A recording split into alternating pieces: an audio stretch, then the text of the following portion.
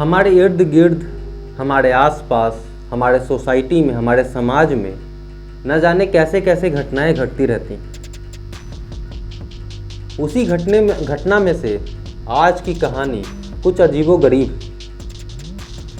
ऐसी घटना न पुलिस ने कभी देखी थी, न प्रेस ने।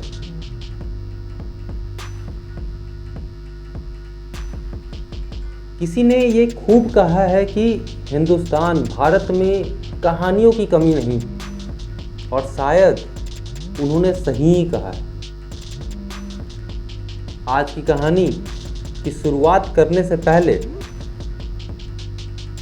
नमस्ते, नमस्कार, आदाब, अस्सलाम वालेकुम, सत श्री अकाल। मैं आपका दोस्त मनीष कुमार स्वागत करता हूं आप ही के चैनल #स्टोरी में।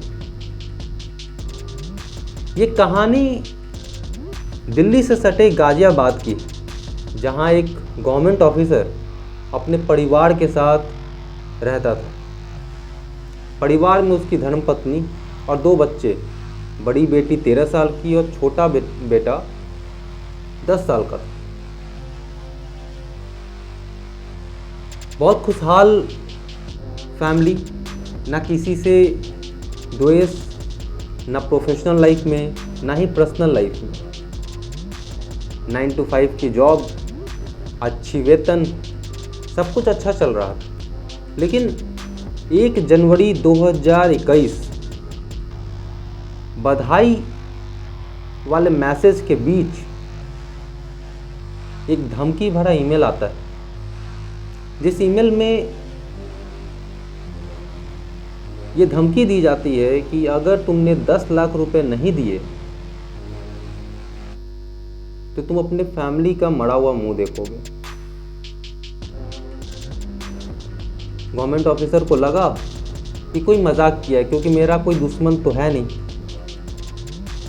ना ही मेरी जो व्यवहार है वो अपने पड़ोसियों से भी अच्छी है। तो किसी ने मजाकिया फॉर्म में ये मेल किया है, तो वो उस चीज़ को बहुत लाइटली लेते हैं। लेकिन ये मेल लगातार आता है, 2 तारीख को, 3 तारीख को, और ये लगातार 23 तारीख तक जाता है। लेकिन इस 23 तारीख के बीच कई ऐसी घटनाएं होती हैं, जैसे कि वो बताता है कि तुम्हारी वाइफ कितने देर तक बाहर रही है, कहाँ गई है, तुम्हारे बच्चे किस स्कूल में पढ़ते हैं, तुम्हारे बच्चे घर में क्या कर रहे हैं, तुम क्या खाना खा रहे हो, तुम्हारे घर में कौन कौन आ रहा है, कौन जा रहा है। ये एक एक पल का खबर उस मेल में वो बताता है। तब उस गवर्नमेंट ऑफिसर को थोड़ी उस चीज को वो सीरियस लेना स्टार्ट करता है, और अपने घर में वो खोजता है कि कहीं पे कोई हिडन कैमरा तो नहीं लगा। अपने स्तर से सारे घर की खोजबीन करने के बाद वो थक हार के फिर सोचता है, नहीं, शायद कोई मजाक कर रहा है। और ये जो रकम है वो दिन प्रतिदिन बढ़ता चला जाता है। 10 लाख, 15 लाख, इस तरीके से वो रकम जो है वो बढ़ाता चला जाता है। और हद तो तब हो गई जब वो धमकी देते हुए बताता है कि मैं तुम्हारे कितने नज़दीक हूँ। वो लिखता है मेल में, बाकायदा वो लिखता है कि कुछ देर में तुम्हारे घर के घंटी बजा के मैं इशारा करूँगा कि मैं तुम्हारे कितने नज़दीक हूँ। और घर का घंटी बजता है ठीक उसी समय, और फिर मेल आता है कि अब पता चला कि मैं तुम्हारे कितने नज़दीक हूँ और मैं क्या क्या कर सकता हूँ। गवर्नमेंट ऑफिसर डर जाता है, और डरना स्वाभाविक भी था। जिस दुश्मन का चेहरा ना पता हो, जो दुश्मन आपके बारे में सब कुछ जानता हो। और दूसरा, 23 तारीख तक वो जो 10 लाख है वो रकम 10 करोड़ रुपए हो चुके थे। अब उस गवर्नमेंट ऑफिसर के लिए पुलिस का साथ लेना बहुत ही आवश्यक हो गया था, और वैसा ही वो करते हैं। वो पुलिस में 23 जनवरी 2021 को FIR लॉन्च करवाते हैं। पुलिस भी ये सुन और सारे मेल को देख हैरान हो जाती। अगले दिन 22 जनवरी को पुलिस अपनी टीम लेकर सुबह 11 बजे उनके घर पहुंचती, सारा खोजबीन करती है। वो भी अपने स्तर से देखती है कि कहाँ कोई कैमरा तो नहीं लगा, कोई हिडन कैमरा, कोई माइक या किसी भी तरीके का जो जिससे उसको घर की सारी खबरें उसको मिल रही हो। वो सारे उपकरण भी लाते हैं जिससे दीवार के अंदर इंस्टॉलेशन कैमराज और माइक के बारे में पता चले, लेकिन उसमें भी कुछ मिलता नहीं है। पुलिस सुबह 11 बजे से लेकर 6 बजे तक सारे घर को खंगालती, 7 घंटे। और जब पुलिस जा रही होती तभी फिर एक मेल आता है, और उस मेल में बताया जाता है, बोला जाता है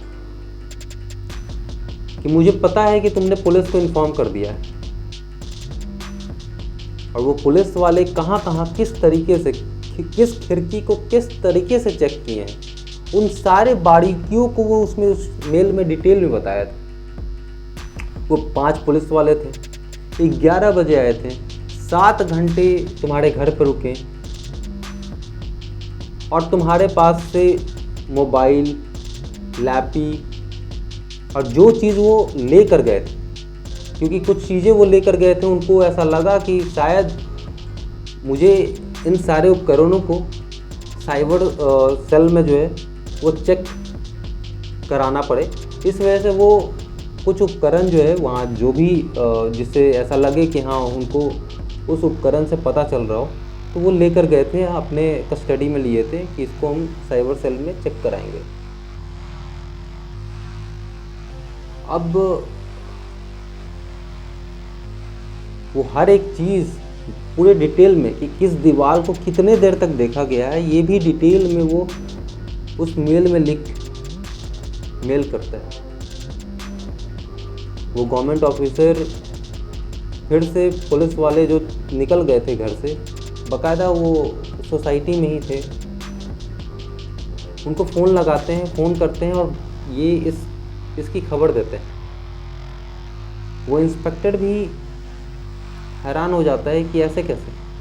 वो फिर अपने टीम को लेकर दोबारा घर को जाता है, और दोबारा जाने के बाद वो आसपास के पड़ोसी से पूछताछ करता है, और पूछताछ करने के बाद वो इस कंक्लूजन में पहुंचता है कि हो ना हो ये कोई बाहर वाला नहीं, ये कोई अंदर वाला ही, और शक के घेरे में उन चारों लोगों को रखता है। घर के मुखिया जो गवर्नमेंट ऑफिसर, उनकी धर्मपत्नी, उनके दोनों बच्चों, इन चारों को शक के घेरे में रखता है और चारों से पूछताछ होती है। सबसे पहले घर के मुखिया से पूछताछ होती, उसके बाद उनकी पत्नी से, उसके बाद 13 साल की जो बच्ची जो 7th स्टैंडर्ड में पढ़ती, उससे भी पूछताछ की जाती। लेकिन बच्चे थे तो उनसे थोड़ी नरमी से, उन दोस्त की तरह। फिर समय आता है उस 10 साल के बच्चे से पूछने की जो 5वीं में पढ़ता, और उससे जब पूछताछ की जाती है तो कुछ बातें सामने आती।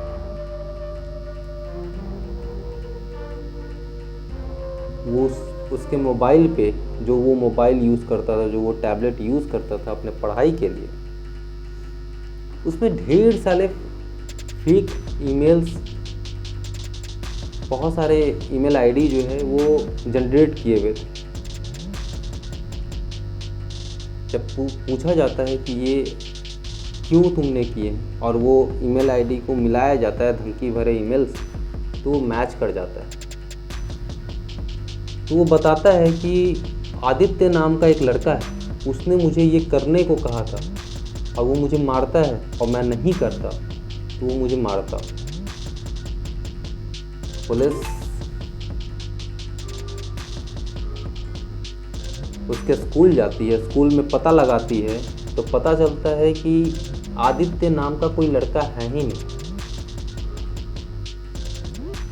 पुलिस वहाँ से सारे डिटेल्स, सारे रजिस्टर्ड यानी कि स्टूडेंट का जो लिस्ट है वो लेकर आती और फिर से उस बच्चे के सामने बैठती है एक दोस्त के रूप में।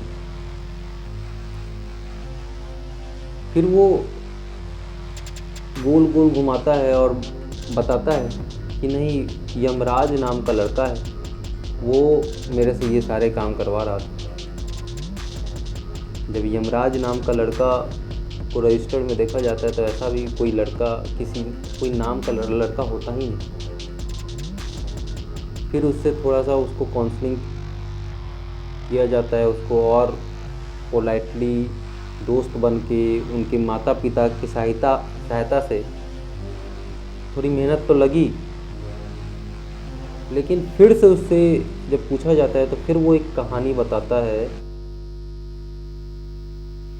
कि मेरे स्कूल में विंटर वेकेशन से पहले एक सेमिनार का अरेंजमेंट किया गया था साइबर सिक्योरिटी पे। उसमें जो बातें बताई गई वो मुझे अजूबा लगा कि ऐसा पॉसिबल कैसे हो सकता है। तो मैंने वो करने का ठाना।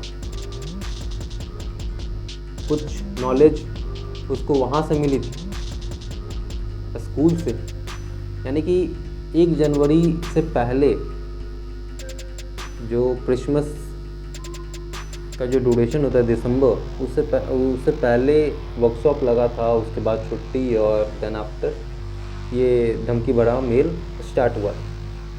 तो वो बताता है कि मुझे कुछ वहाँ से नॉलेज मिला, देन आफ्टर मैं यूट्यूब के द्वारा कुछ जानकारियाँ इकट्ठा किया और सोचा कि ये चीज़ ट्राई किस पे करूँ। तो मैं अपने घर में ही इस चीज़ को ट्राई करने में लग गया। और जब मैं मेल को शेड्यूलिंग पे रखता था, शेड्यूलिंग वो चीज़ होती है जिस पे आप पहले से ही फिक्स कर देते हैं कि किस टाइम पे कौन सा मेल जाएगा आप, और कितने देर बाद दूसरा, एकदम टाइमिंग के साथ आप जो है ना उसको सेट कर दिया करते हैं, तो उसे शेड्यूलिंग कहते हैं। तो वो शेड्यूल कर देता था सारे मेल को। जैसे कि उसने बताया कि मैं मेल आपके जाने के बाद मैंने मेल किया और 3 मिनट बाद फिर से जो है एक शेड्यूल पे लगा दिया दूसरे मेल को, और बाहर जाता और घंटी बजाता फिर वापस आ जाता।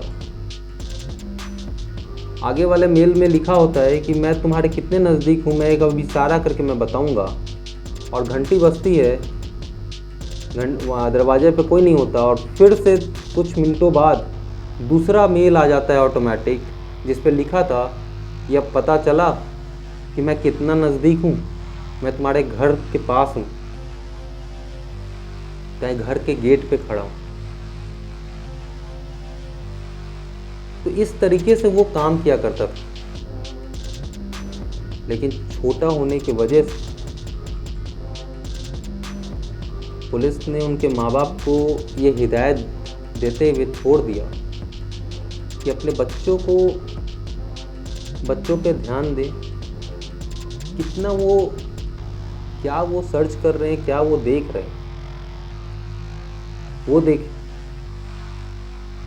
और मुझे एक वाकया याद आ रहा है, मैं एक आर्मी ऑफिसर के साथ बैठा था, उनसे मैं पूछता हूँ कि सर आपको सबसे ज़्यादा ताकतवर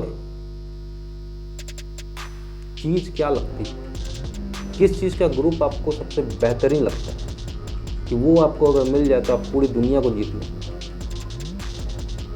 तो वो बताते हैं कि सबसे डेंजरस, इन्फेंट्री से भी डेंजरस वो बच्चे का ग्रुप है, जो इंटेलिजेंट बच्चे का जो ग्रुप है, समझदार, स्किलफुल, जो टेक्नोलॉजी को बहुत अच्छे से जानते हैं। और टेक्नोलॉजी के सामने सारे वेपन्स फेल हैं। टेक्नोलॉजी अगर आपके हित में काम आए तो आपका काम बना देती है, और टेक्नोलॉजी आपके विरुद्ध में चला जाए तो आपका सारा काम बिगाड़ देती है। तो ये कहानी ये हमें बताता है कि टेक्नोलॉजी को किस तरीके से यूज़ करना है और कितना यूज़ करना है।